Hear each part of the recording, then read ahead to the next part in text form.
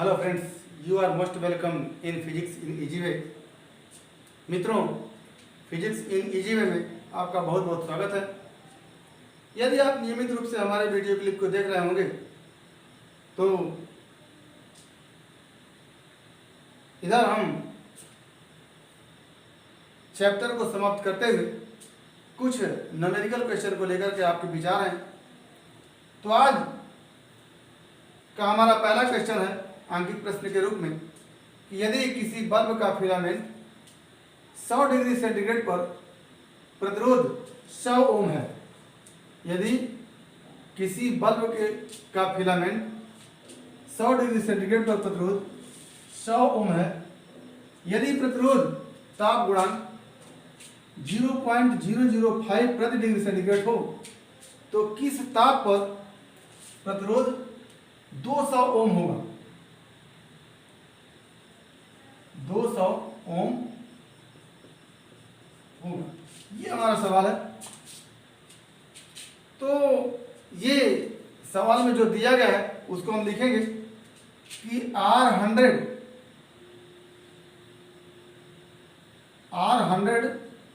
का मान यानी 100 डिग्री सेंटीग्रेड पर जो प्रतिरोध है वो 100 ओम है, और RT किसी टेम्परेचर पर जिसको हम T मान रहे हैं प्रतिरोध 200 ओम है। 100 ओम 200, और प्रतिरोध ताप गुणांक जिसको आप अल्फा से लिखते हैं, अल्फा इक्वल टू है 0.005। तो हमको मान ज्ञात करना है T का। तो सबसे पहले तो हम ये जानते हैं कि किसी भी चालक का प्रतिरोध ताप के बढ़ाने से बढ़ता है, और प्रतिरोध और ताप के बीच जो संबंध होता है उस संबंध को हम दिखाते हैं कि RT equal to R0 1 plus alpha into delta T। ये हमारा R और T में संबंध है। यहाँ पर RT T डिग्री सेंटीग्रेड पर चालक का प्रतिरोध है, R0 0 डिग्री सेंटीग्रेड पर चालक का प्रतिरोध है, अल्फा प्रतिरोध ताप गुणांक है, और डेल्टा T RT और R0 प्रतिरोध जिन तापों पर है उन तापों के बीच का अंतर है। तो पहले हमको R100 मालूम है, तो R100 इक्वल टू लिख सकते हैं equal to R0 1 plus alpha 0.005 into delta T 100 करेंगे। ये 100 डिग्री सेंटीग्रेड पर प्रतिरोध है, ये 0 डिग्री सेंटीग्रेड प्रतिरोध है। तो 100 और 0 डिग्री सेंटीग्रेड का अंतर जो होगा वही डेल्टा T लिखेंगे। तो यहाँ से क्या बन के आता है कि R100 equal to R0 1 plus 100 से मल्टीप्लाई करेंगे तो हो जाएगा 0.5। यहाँ इसी को लिखेंगे कि R100 equal to R0 into 1.5। ये हमारा हो गया। R100 हमको मालूम है, R100 इक्वल टू 100 है, तो 100 इक्वल टू R0 इंटू 1.5। ये हमारा एक इक्वेशन हो गया, या इसी को लिख सकते हैं 1.5 R0 इक्वल टू 100, या R0 इक्वल टू हो जाता है 100 अपॉन 1.5। ये हो। अब RT इक्वल टू 200, तो यहां से फिर लिखेंगे आप RT यानी 200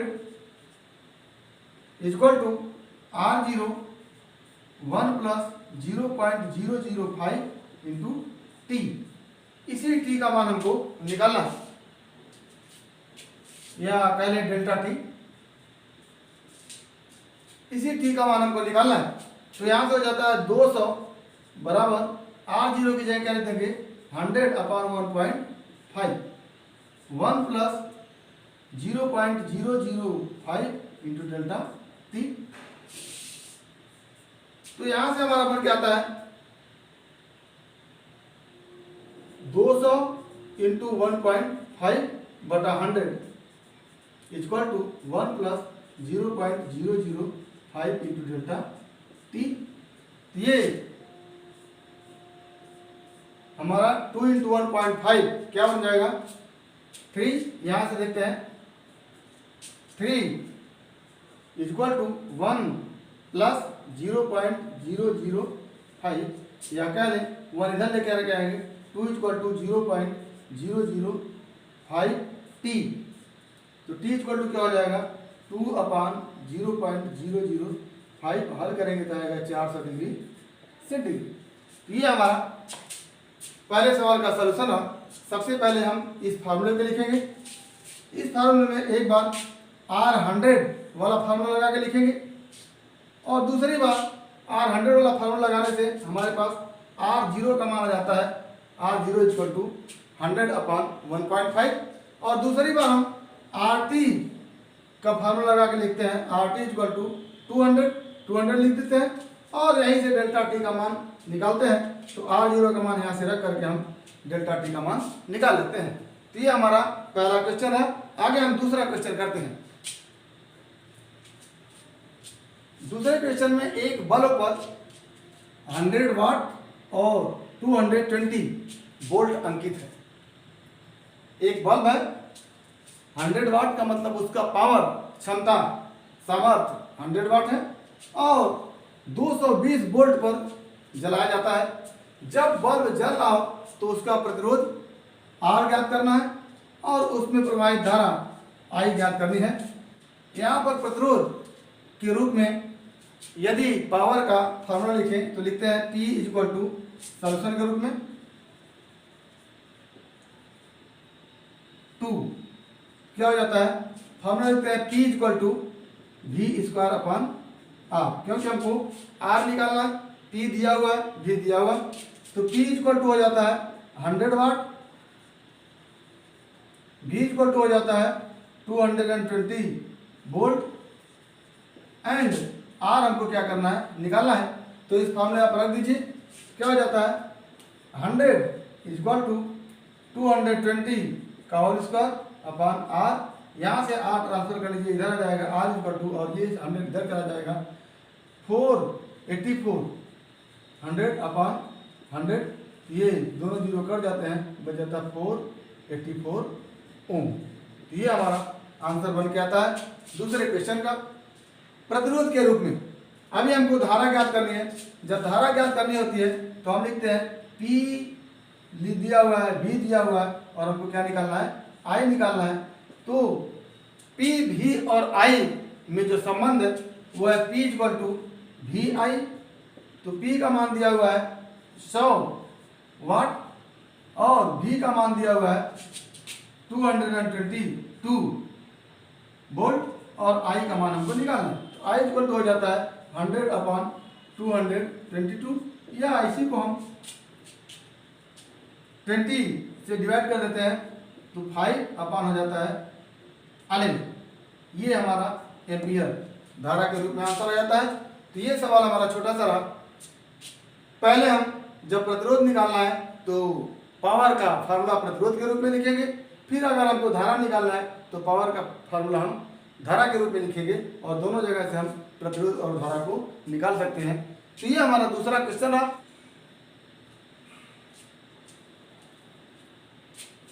आगे हम तीसरा क्वेश्चन देखते हैं कि दिए गए 3 प्रतिरोधों में प्रत्येक का प्रतिरोध 4 ओम है। ये प्रतिरोध 3 दिए गए, इसका प्रतिरोध 4 ओम, इसका प्रतिरोध 4 ओम और इसका प्रतिरोध 4 ओम है तथा प्रत्येक को अधिकतम 64 वाट की विद्युत शक्ति दी जा सकती है। तो पूरा परिपथ अधिकतम कितनी शक्ति ले सकता है। तो सबसे पहले हम देख रहे हैं कि अगर अधिकतम वाट 64 है या अधिकतम शक्ति 64 है तो ये धारा परिपथ कितना ले सकता है। तो उसके लिए आप देखते हैं कि किसी एक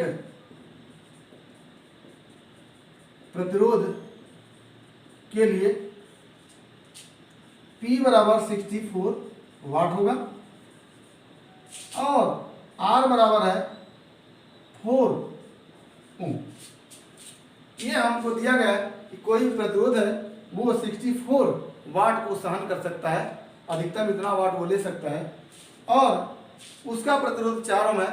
तो उस परिपथ में, उस चालक में धारा का मान अगर हमको निकालना हो तो निकाल लेते हैं। P इक्वल टू पहले लिखते हैं I स्क्वायर R, इस रूप में लिखते हैं। तो यहाँ से हो जाता है इम्प्लाई दैट P का मान लिखते हैं 64 equal to I square into R का मान 4 लिखते हैं। तो यहाँ से I स्क्वायर इक्वल टू आ जाता है 64/4, या कह लें 16, या कह लें 4 एम्पियर। तो परिपथ एक 4 एम्पियर की धारा को वहन कर सकता है, सह सकता है। तो अब अगर परिपथ में केवल 4 एम्पियर की धारा दी जा सकती है, ये धारा 4 एम्पियर की हो सकती है, तो ऐसी स्थिति में इस पूरे परिपथ का समतुल्य प्रतिरोध निकाल लें और इस 4 एम्पियर के हिसाब से हम उसमें शक्ति, पावर, सामर्थ्य निकाल लें, तो हम तुल्य प्रतिरोध निकालेंगे। तो परिपथ का तुल्य प्रतिरोध, तो इन दोनों को समांतर क्रम में जोड़े हैं। तो समांतर क्रम में बराबर प्रतिरोध के दो चालक हैं जिनका प्रतिरोध 4 ओम है। तो समांतर क्रम में जोड़ने पर प्रतिरोध क्या हो जाता है, R बराबर एक चालक का प्रतिरोध 4 ओम और बटे चालकों की संख्या 2। तो यहाँ से R डैश इक्वल टू 2 हो सकता है।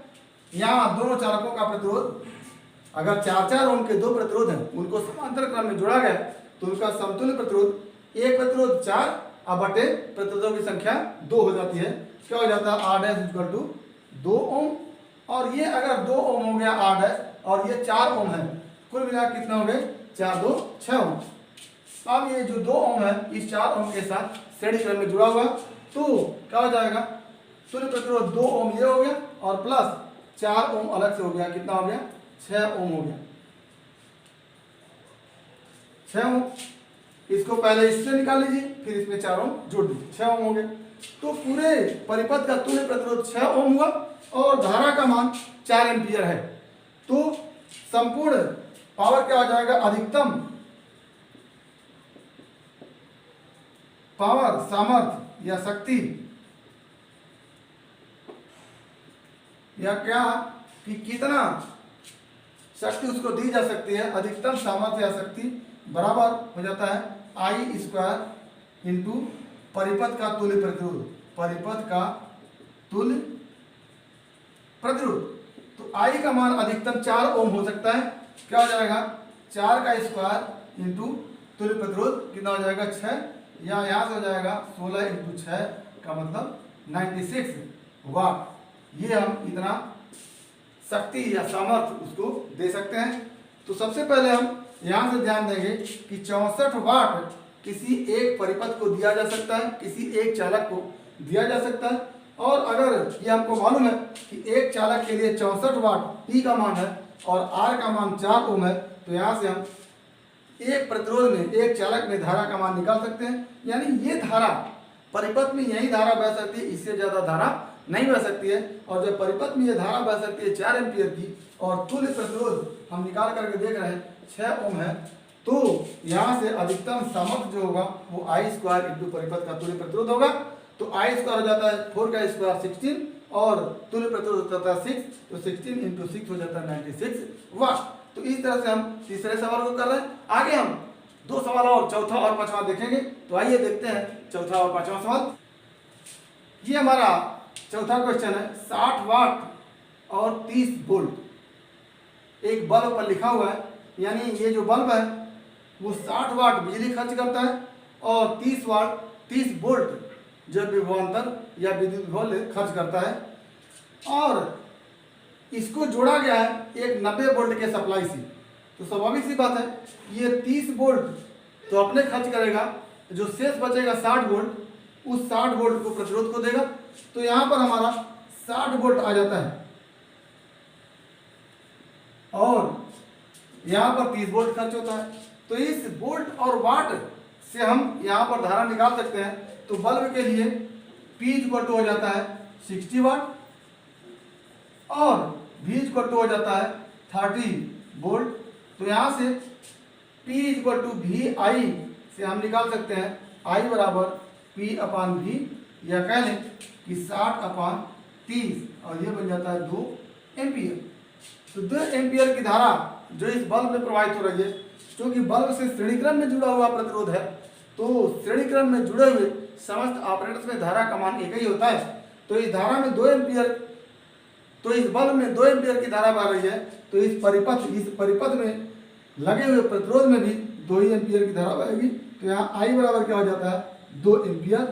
तो I बराबर 2 एम्पियर हो जाता है और R का मान निकालना है और 30 वोल्ट यहाँ खर्च होता है। शेष 90 वोल्ट में से 30 वोल्ट निकाल देते हैं तो 60 वोल्ट यहाँ खर्च होता है। तो यहाँ इस प्रतिरोध के लिए होता है I बराबर 2 एम्पियर, V बराबर 60 वोल्ट। तो R बराबर हो जाता है V बाई I और इसको लिखते हैं 60/2 इक्वल टू 30 ओम। ये हमारा जो है प्रतिरोध लगा हुआ है, जो चालक लगा हुआ है, जो प्रतिरोधक श्रेणी क्रम में लगा हुआ है, उसका प्रतिरोध जो होता है वो 30 ओम बन के आ जाता है। ये हमारा सवाल 14। पांचवें को हम एक बार देखते हैं। सॉल्यूशन 5।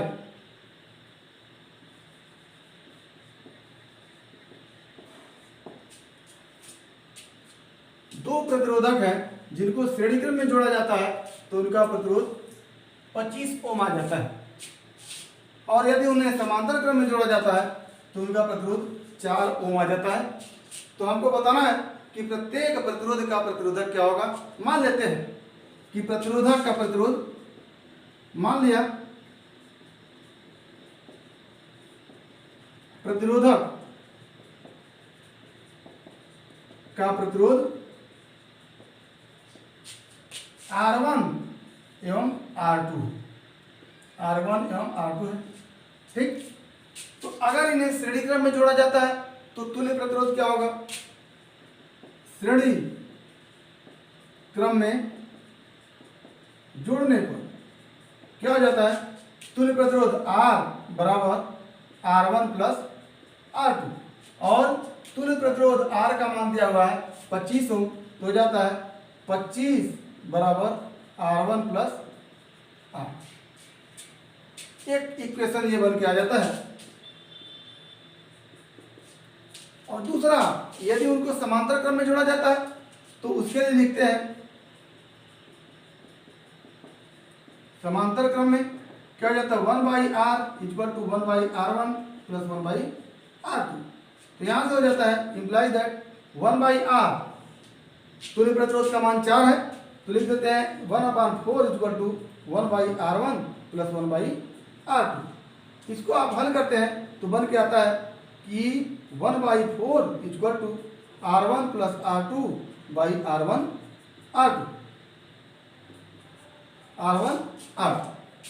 यह कह लें कि R1 प्लस R2 बराबर R1 R2 अपन 4। अब यहां से R1 प्लस R2 का मान हमारे पास 25 है, तो यहां से लिख देते हैं R1 plus R2 equal to 25 बराबर R1 R2 अपन 4। यह कह लें यहां से R1 R2 इक्वल टू 100। तो R1 plus R2 equal to 25 यहां से, और R1 R2 इक्वल टू 100।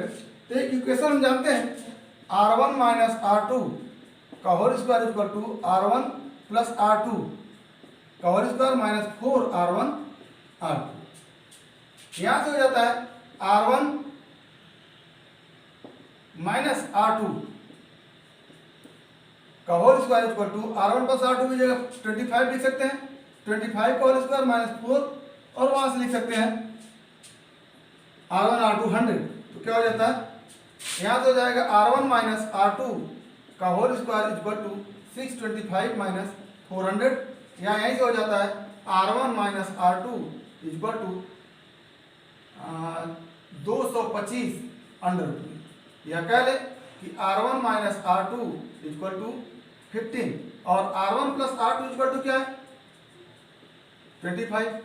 तो यहाँ से हम जोड़ते दोनों इक्वेशन में 2R1 इक्वल टू हो जाता है 40, तो R1 इक्वल टू हो जाता है 20। और इसमें किसी एक में R1 का मान रख दें तो हो जाता है R2 equal to 5, R2 equal to 5। तो ये हमारा दोनों प्रतिरोध का माना जाता है। तो इस तरह से हम इस तरह के सवाल को करेंगे।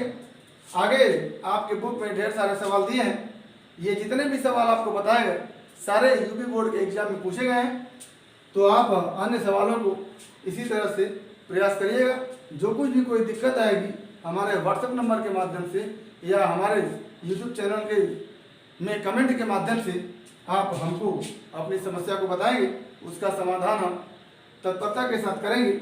लेकिन इसके लिए थोड़ा सा हमारे हौसला अफजाई की आवश्यकता है, जिसके लिए आप हमारे यूट्यूब चैनल को सब्सक्राइब करेंगे और हमारे वीडियो क्लिप को अगर पसंद करते हो तो लाइक करिएगा, शेयर करिएगा, ताकि हम नए उत्साह के साथ आप लोगों के बीच इसी तरह से भौतिक विज्ञान से संबंधित तथ्यों को प्रोवाइड करते रहें और आपके फिजिक्स की मुकम्मल तैयारी में अपना सहयोग देते रहें।